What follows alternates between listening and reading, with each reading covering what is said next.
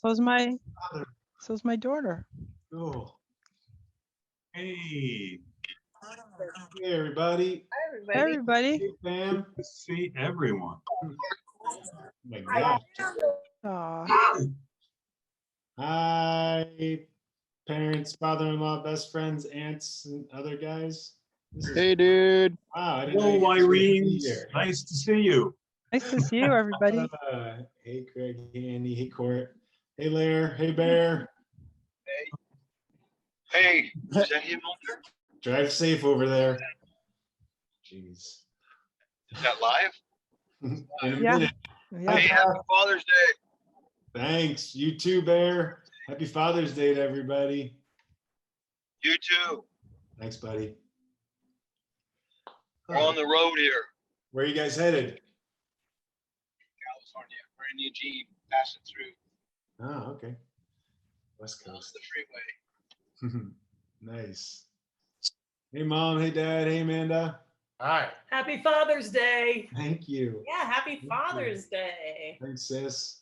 to all the fathers, Yeah. Thank you. including bro. Hey, Cap. Hey, Court. Hey. Hey, Dave. Hey, Dart. Hi, wife. Look at it. Everybody's here. Wife. Great. Can be awesome. Let's see. Where are we? Should we? What's going on there? Charlie, I have an opening reading, if that's okay with you.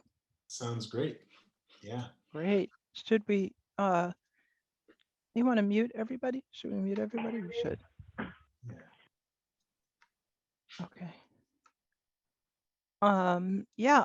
Hi, everybody. I'm Mindy Fully Love, president of the congregation here at First Unitarian Universalist Church of Essex County. And we're so glad you're here with us today. This is going to be a wonderful Faith Plus Works presented by Charlie Wirene, who is the managing director at the HUUB, our hub. And so much exciting stuff to talk about today. But in particular, we are stewards of some very old buildings built in 1893 and shortly thereafter. And like most churches, we've been short on cash and have paid our minister, but not done all the maintenance we might perhaps should have done on our buildings. So they're showing the deficit. And so we are going to go into we have been in a building maintenance, fixing our buildings spirit for quite a while, but we're going to go into an actual capital campaign really developed with Charlie's great leadership. So just to start us off today, I want to read a poem that's been, I would say, very important and inspirational to all of us. The Seven of Pentacles by Marge Percy. Under a sky the color of pea soup, she is looking at her work growing away there actively, thick like grapevines or pole beans, as things grow in the real world, slowly enough. If you tend them properly, if you mulch, if you water, if you provide birds that eat insects a home and winter food, if the sun shines and you pick off caterpillars, if the praying mantis comes and the ladybugs and the bees, then the plants flourish, but at their own internal clock. Connections are made slowly. Sometimes they grow underground. You cannot always tell by looking what is happening. More than half the tree is spread out in the soil under your feet. Penetrate quietly as the earthworm that blows no trumpet. Fight persistently as the creeper that brings down the tree. Spread like the squash plant that overruns the garden. Gnaw in the dark and use the sun to make sugar.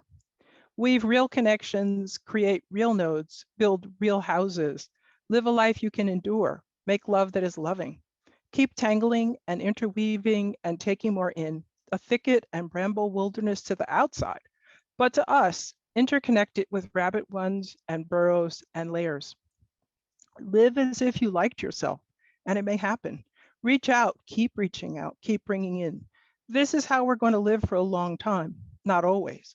For every gardener knows that after the digging, after the planting, after the long season of tending and growing, the harvest comes.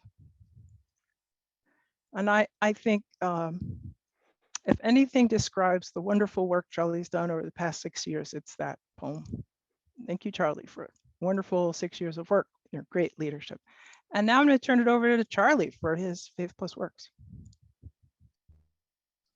Thanks, Mindy. Are we starting with some music? Hall is, or is that after my talk? I think that's All right, cool. Excellent. Sure. Perfect. Let's see here. I am going to share my screen. All right. I changed the name of my talk at the last minute. It was can I have the envelope, please? But I've changed it to keep hate out and hold love in, because it's really this idea and this hymn that's, I think, describes a lot of what the work we've done at the Hub has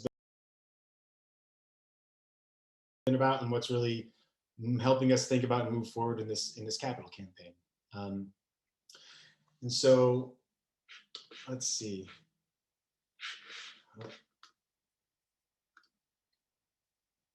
May nothing evil cross this door. This is the first hymn in Singing the Living Tradition, which is the UU hymnal. I'm going to read it first, then you'll hear it again a couple times throughout this, but I think it's really nice. May nothing evil cross this door, and may ill fortune never pry about these windows. May the roar and rain go by. By faith made strong, the rafters will withstand the battering of the storm. This hearth, though all the world grow chill, will keep you warm. Peace shall walk softly through these rooms, touching our lips with holy wine, till every casual corner blooms into a shrine. With laughter drown the raucous shout, and though these sheltering walls are thin, may they be strong to keep hate out and hold love in. And so this idea, this hymn, yeah, it's really been, I think it really encompasses what we've been trying to do at the Hub. But first of all, it's so good to be here with you all today. I didn't realize so many of my friends and family were going to be here. So it's yeah, this is really nice. And you know, it's funny that 6 years ago, it was this annual meeting of the church that Camille and I and a 5 days left in the womb Liam first visited First UU. You know, anniversaries are something we really appreciate, and it's fun to think about them and be able to celebrate them and think back on sort of what brought us to where we are and how we've gotten there. So like I said, may nothing evil cross this door is the hymn that gives shape to both my talk today and the official song of the capital campaign that I'll talk more about now and during the church annual meeting in a little while. It's this first hymn of the UU hymnal, Singing the Living Tradition. As much as the idea of faith without works is dead has inspired Hub's direction and the creation of this talking series, monthly talk series as well, may nothing evil cross this door is a hymn that I think speaks so much to the work that we've been doing at the Hub over the last 6 years.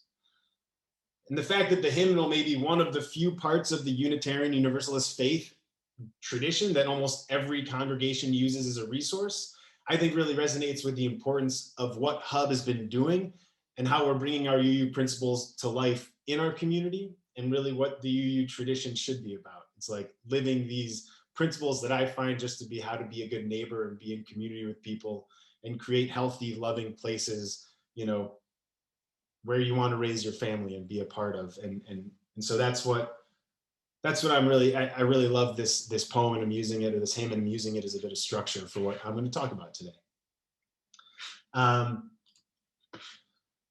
So 6 years ago, during that first visit of Camille and I's to the church, the members of First UU decided to take a risk, to really put their faith into an idea and to see if their faith could breathe new life into a 125-year-old institution that they were tasked with caring for. As I count down the weeks left in my tenure as the managing director of Hub and think about the role I'll continue to play as the director of resource organizing, which I am incredibly excited about, continuing sort of bringing the conversation forward and keeping in contact and working with the people I've come to love and just really feel like are more of my family now. But I believe we're at such an exciting point in the HUUB story. We're settling into some really interesting, exciting, and important programs that build on 6 years of outreach, relationship building as an organization, not to mention the histories of the church and HUUB's other allies in Orange. And I'm going to talk more about that, about how excited I am when I think about this phase of the organization, this upcoming phase of the organization. But first, I want to talk a little bit more about why these last 6 years were so important to me, and like how the HUUB is really the core of what my Faith Plus Works is all about and has been about. And how it's just such a confluence, a natural confluence for what I believe and what I practice. I've said it before and I'll say it again, I'm sure, but I consider myself a builder, and my practice, these works that I get into, they've always revolved around building. Whether it's shingles and sheetrock, cinder blocks and mud ovens, or coalitions and collaborations, friendships and community, I feel like taking the materials, resources we have in front of us to solve problems, fix things, and generally make improvements to move forward from where we are right now really is what I believe my practice is about. I think I've always been this way, but only after diving into the ideas of asset-based community development and really learning more about that kind of theory, did I start thinking about my practice as like an asset-focused practice. This drive to find, lift up, and use what's here, to preserve and reuse what we can, and then to fill the gaps or remake something better possible. Like I said, I think that really describes what I've tried to do at the HUUB. By faith made strong, the rafters will withstand the battering of the storm. This hearth, though all the world grow chill, will keep you warm. And so I haven't really talked a lot about my faith over the last 6 years, but I really haven't talked about my family a lot over the last 6 years either. But I come from a family of builders and teachers. So everything I've done on Cleveland Street and in Orange has been deeply personal to me. And it's always been more than just a job. My dad's dad, a grandfather I never met, was an engineer at General Electric in Schenectady, as well as a hobbyist tailor, making all of my dad's school uniforms and dress clothes when he was a kid, something I definitely latched onto. My dad started a burial vault company and then helped build the corporation that bought it into one of the largest companies in its sector in the Northeast.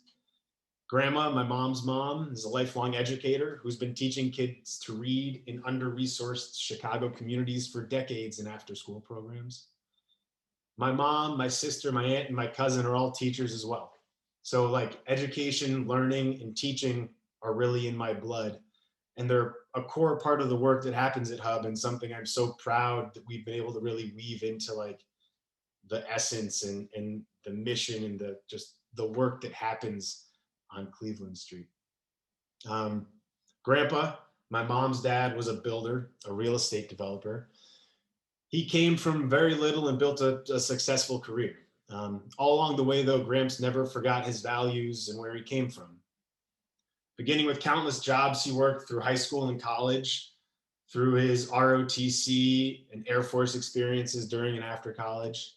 He really appreciated every person and tried to help make people's lives better because he knew their humanity and really empathized with their situations because he had been there before.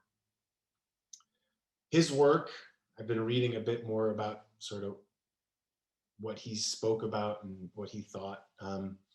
But his work was guided by the belief that real estate development should enhance the value of property, improve the quality of the environment, and really strengthen the ties of community. He had faith in his ideas and the projects he created and the benefits he tried to create for all parties involved. I always knew about his work, but only knew that it resonated with our work at the HUUB, but only recently, like really diving into, looking into a little more, trying to talk about today. Have I felt sort of the trickle of these values and ideas through the work and through sort of just my family line, which I'm really proud of and excited about. So I don't know if I would have ended up in the family business with him and my uncle if Gramps was still alive. But like I said, I feel like the work I've done at the Hub has brought me closer to him because it feels so much like the work he was doing at the end of his life.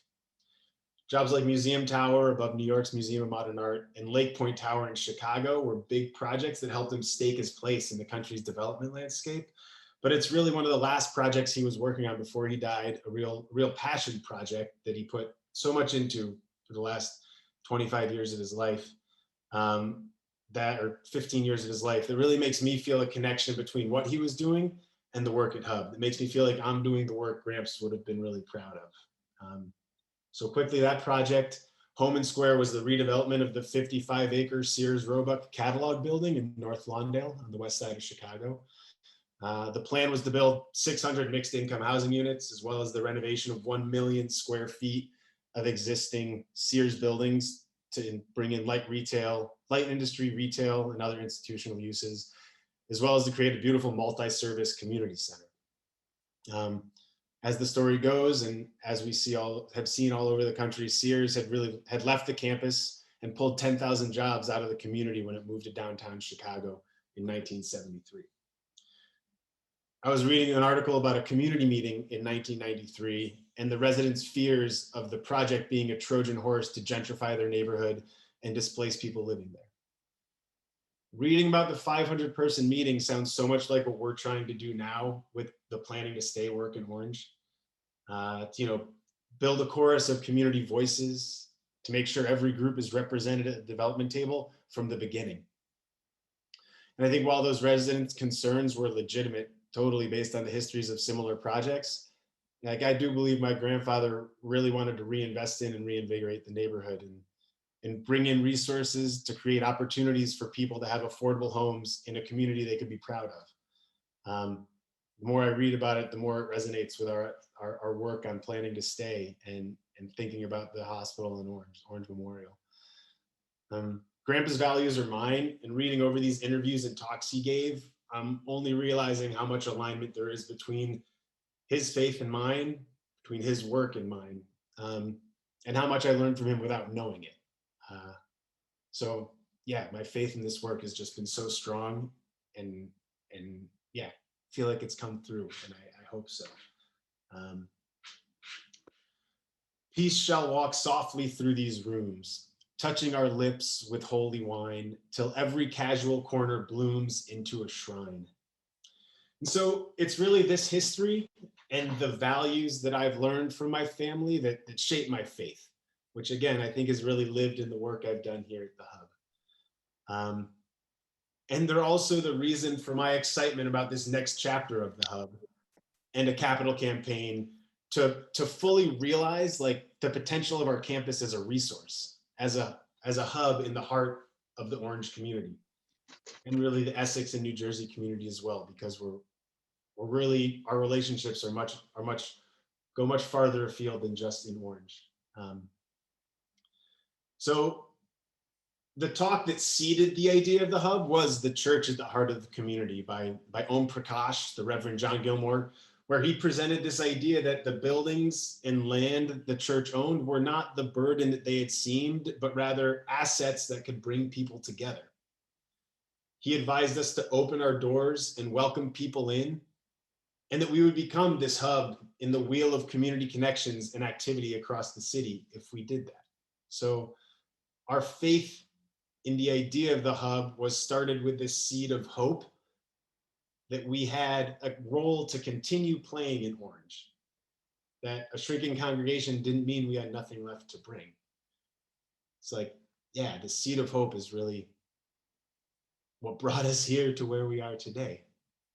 So Om Prakash introduced the importance of thinking about our assets, but we really started to understand the power of an asset mentality when we dove into ABCD, asset-based community development, and the work of Reverend Mike Mather and Diamond Harges in Indianapolis at the Broadway Methodist Church, and the relationship we built with Bob Francis, who's part of the ABCD Institute faculty and who came to run a workshop for us in Orange and has been a great ally and mentor even since that workshop.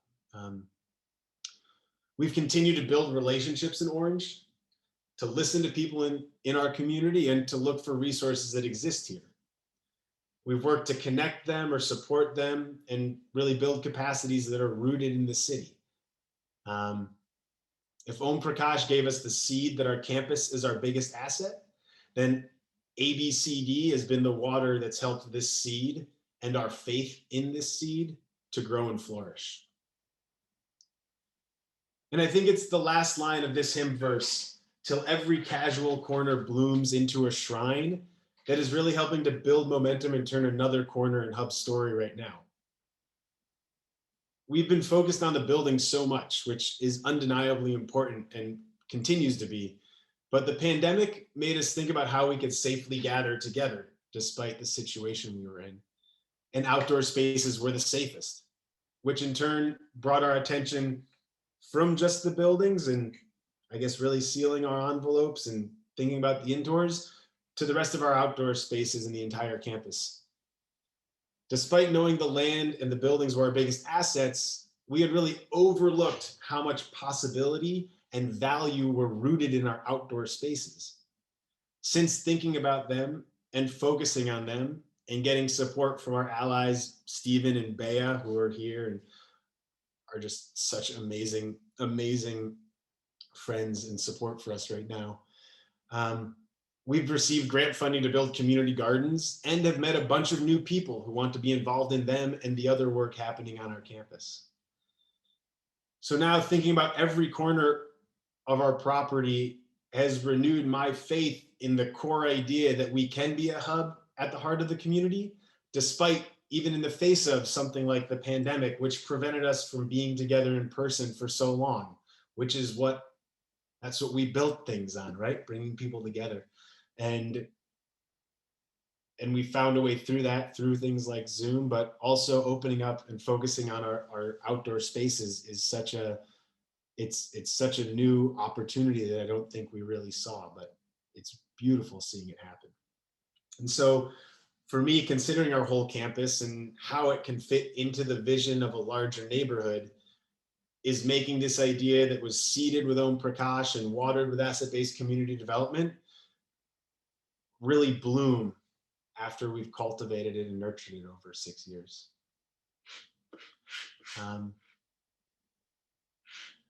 With laughter drown the raucous shout, and though these sheltering walls are thin, may they be strong to keep hate out and hold love in. So I've only named a few people who've helped give direction to the HUUB experiment, but really so many have been part of the journey to get here. I mean, there's a dozen, 15 extra people on here who've been part of it, maybe not in the week to week, but have just been such support. And yeah, just such an amazing, showing so much love for the work and the idea that I've been so passionate about and others have as well. These hundreds of people have really been the HUUB's foundation. They've brought laughter and joy and love to our 130-year-old house. They believe in what we've been doing and what we're building at HUUB and have helped us in countless ways along the path. They have faith in the idea too, and were a vital part of overcoming the ill fortune that seemed on First UU's doorstep 6 years ago. I'm so confident that if we stay programmatic, focused on our commitment to be a hub at the heart of the community, providing programs and resources for people in Orange to create and strengthen relationships across the city, that our community will continue to grow.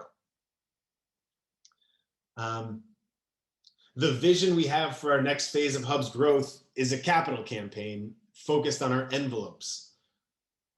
It's really grounded in this last line of the hymn. May our walls be strong to keep hate out and hold love in.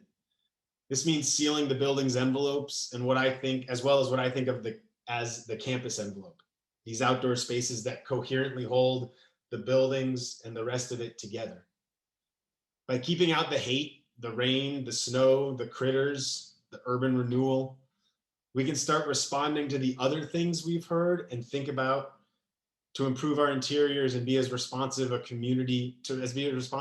community ideas and other assets as possible. this holding the love in will happen through our gardens and the porches on the sanctuary and Hale House, this sort of opening, welcoming arms on either side of the campus that embrace whatever is happening and whoever is passing through.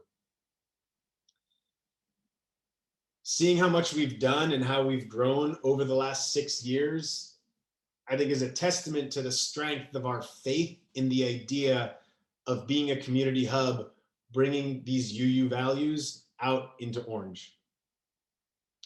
We have an idea and a vision for where we'll go moving forward, which builds on our relationships and our reputation and our love for the city. And I have so much faith and confidence that that is the right direction for us to be going in right now. I'm so excited to continue telling Hub's story and to be part of it as this next chapter unfolds. But I guess finally, I'm so thankful to you all for the opportunity and trust you gave me to help write this chapter of the Hub and First UU 6 years ago. It's like truly been an honor and a story I'm so proud of, and one that I'll definitely be telling my kids and grandkids about. So yeah, with love, laughter, and faith, let's keep these walls strong, keep inviting people in, and really keep being a hub in the heart of the community and bringing our values out into the space we know they're needed. So yeah, thanks all for coming in. I really appreciate all being here, and that's the end of my talk today. We're going to be going into a church annual meeting in a little while, but yeah, that's what I got for today.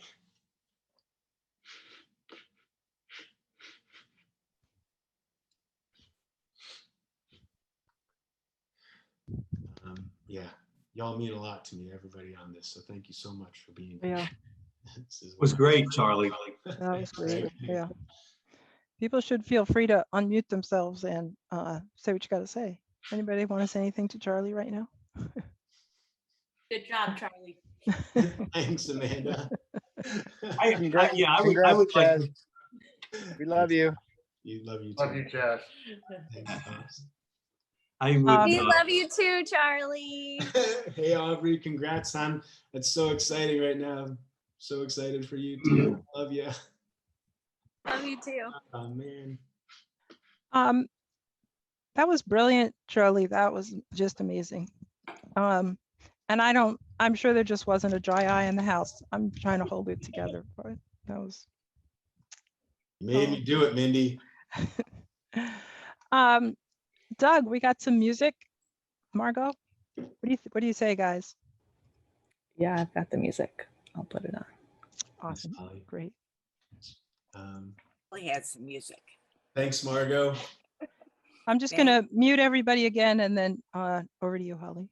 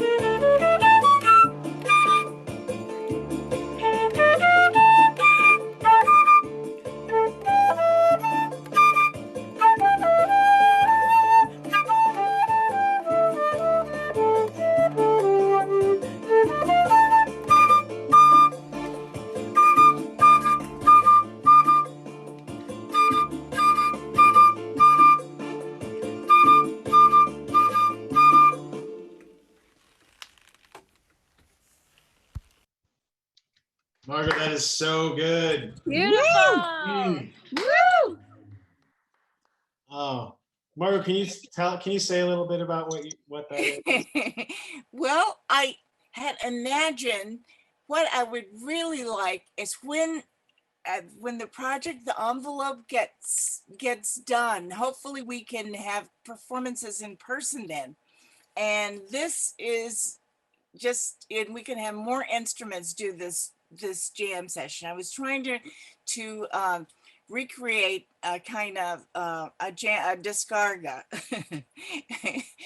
but there's only one instrument playing with a rhythmic bass with a rhythmic background. So I used my keyboard to get that, and I know it's thin, everybody, but hopefully this is just the introduction, and when we can all get in public, we can really set up a very nice jam session, and celebrate. This is really wonderful. So good. Thank you Yeah. for listening. Absolutely. And I don't know if you guys heard the lyrics, but that was the hymn lifted up into a much better tempo for our work than the bit of a dirge it tends to be. Yes, I wanted to do a transition from the hymn to a real dancey section, a danceable section. Celebration. Thanks, Margot. Thank you. Thanks, Margot. And that's meant to be the transition from the Faith Plus Works, our monthly gathering for worship, to the work. We have our annual meeting today. All the guests of the congregation are invited to stay. The first part is going to be a presentation, which will include comments from Bea and Stephen about the design for the capital campaign. You're all invited to stay. And we've put all the resolutions that the congregation has to vote on at the end. We were going to take a short break, but may I just suggest that I think because we're running a little behind and I know people have other obligations on Father's Day, that we just keep going. Is that okay with everybody if we just transition? And so Holly, if you could, yeah, thanks everybody. And thank you to everybody who came. But